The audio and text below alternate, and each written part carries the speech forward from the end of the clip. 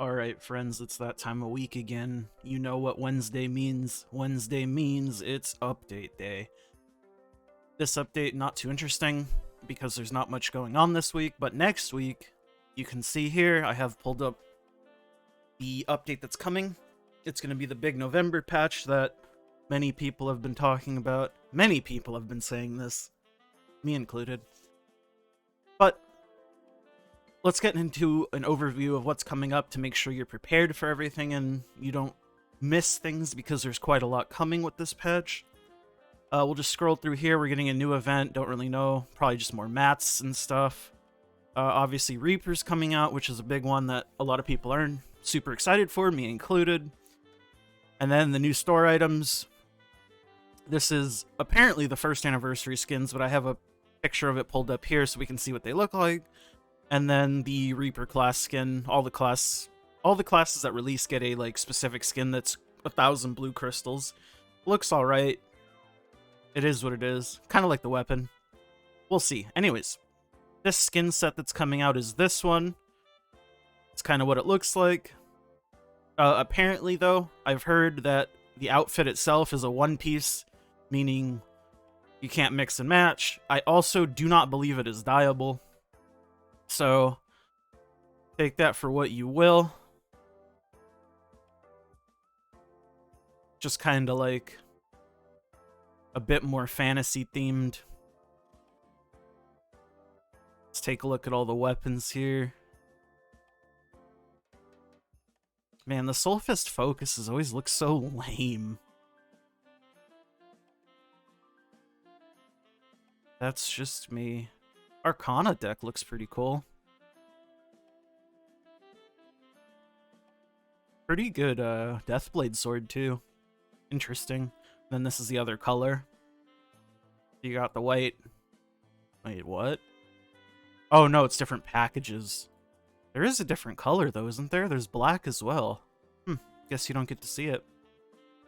Interesting. But yeah, that's the skin. The black one here maybe? Who knows? But anyways, this is the skin that we're getting.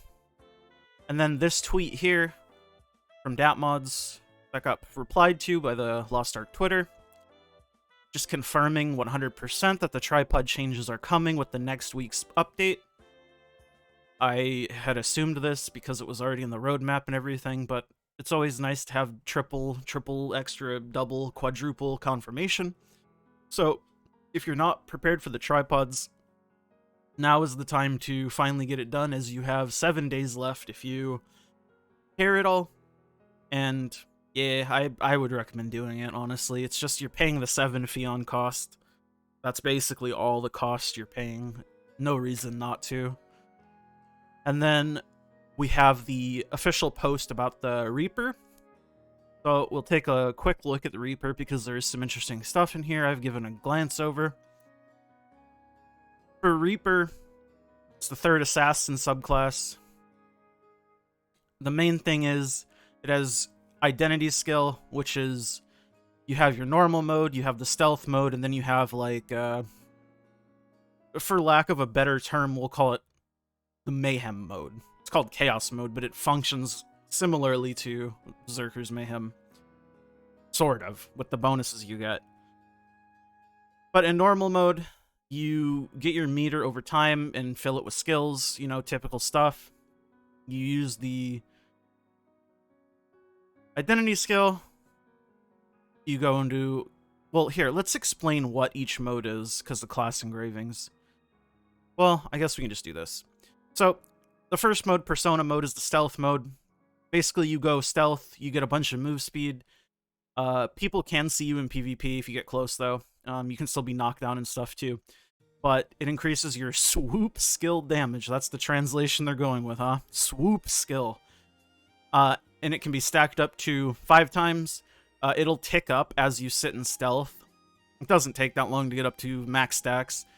And it increases by 25% damage times 5, so 125. Pretty good. And then when you attack or you lose all your gauge, you go back into normal mode, which is the base mode. And then you have to refill the meter up to get back into Persona mode.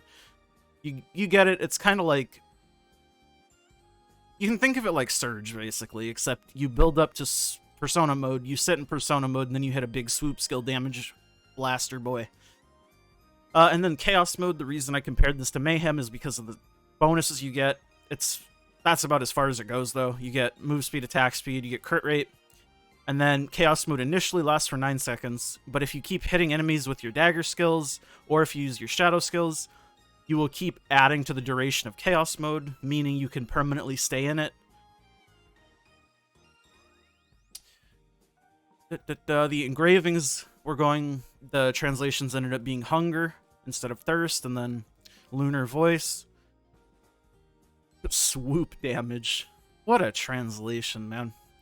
But yeah, it's Hunger and Lunar Voice. Lunar Voice is the stealth one. Hunger is the other one, the Chaos mode one. Then yeah, it has 3 skill categories: Dagger, Shadow, Swoop. Dagger, Shadow are used to charge. Swoop skills are used by Persona. Then it gives you a run-through of all the skills if you want to read them. I'll do a slower scroll so you can pause if you so desire. Then the 2 awakening skills. And then here's the really interesting part, the looking ahead.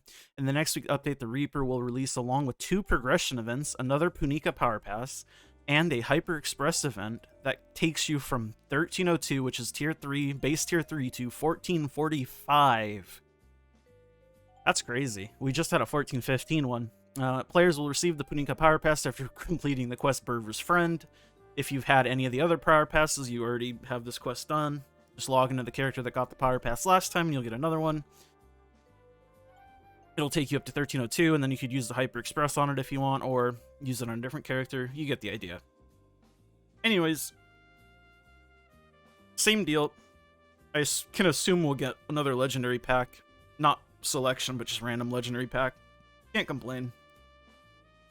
3 RNG packs are good.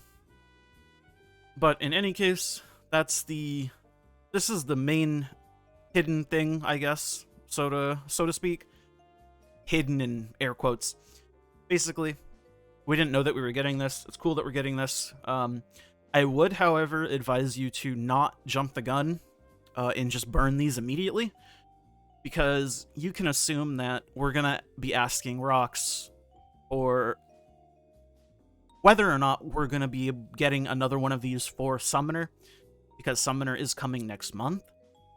And if you want to play Summoner and use a Power Pass or the Express event for your Summoner, I would hold off until we either see the end date of these events or we get confirmation or whatever from Rox. I would just slow your roll on using these if you're interested in Summoner more than Reaper or any other character. Okay, and then let's go to the last thing which is coming with the patch, which is this, the balance patch. I'm just going to go over like the main things. I mean, obviously all of the classes that are getting changes here are super good, super important, but I'm going to go over the things that I think are the biggest, which is going to be Berserker. So, Berserker's Technique, or Beer Warrior's Secret. It's going from crit damage down to just flat damage, which is a humongous buff.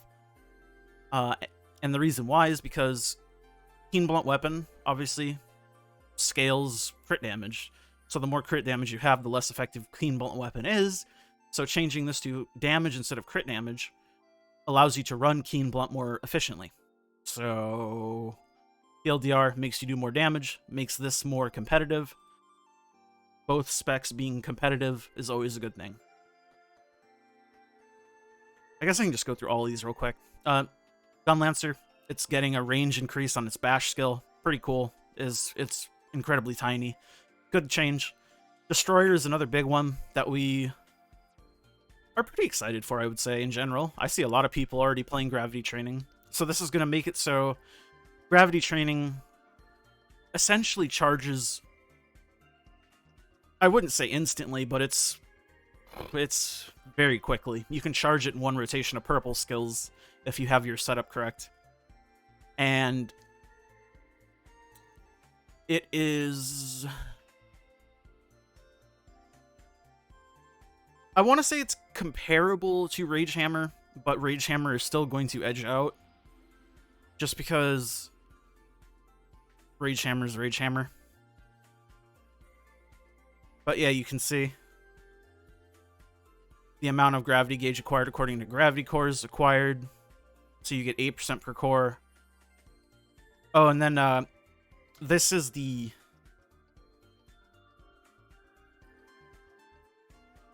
I cannot think of what the name is in NA. Hypergravity mode, that's it. The identity skill. Hypergravity mode has armor destruction now, which is pretty good. And by armor destruction, it's your class synergy skill, which in Def Down, it's not like part break or armor break. It's just you apply your synergy skill every time you bonk an enemy, which is very, very good. And then the change to the gravity training engraving itself, you gain big amounts of gravity gauge when you use your purple skills. Increased crit hit, 30%. Damaged enemies, 20%. When it hits 3 times, you inflict gravity shock to deal more damage. And it's affected by your identity skill damage. Overall, really good changes. Again, bringing up the other spec to be comparable. Always a good thing. Can't complain. Just a tiny shock scrapper nerf. Soul Fist getting nerfed a little bit. Lance Master red skills getting slight buff. Always good. And then obviously the massive, massive artillerist changes. I'm not the best person to talk about artillerists because I don't find the class interesting and I haven't played it. And I haven't really researched it enough. So what I do know is basically they're splitting the 2 class engravings, so you either use one or the other, rather than using both together. They don't like that. So they're making you choose one or the other. From what I understand, both specs are relatively even, but I do believe the wheelchair spec is still better. Correct me if I'm wrong, but I believe that's correct. And I'll scroll a little bit here slow just so you can kind of read it if you are looking to get an update, a refresher.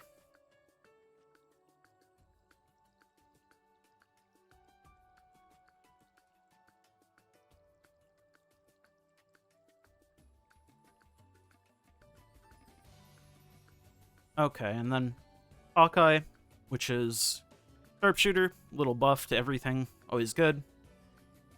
Machinist, just a little bit of a buff, which is good because they're on the weaker side. Gunslinger gets a little bit of a buff, and then they changed shotgun skills again to make them more competitive, I would say again, so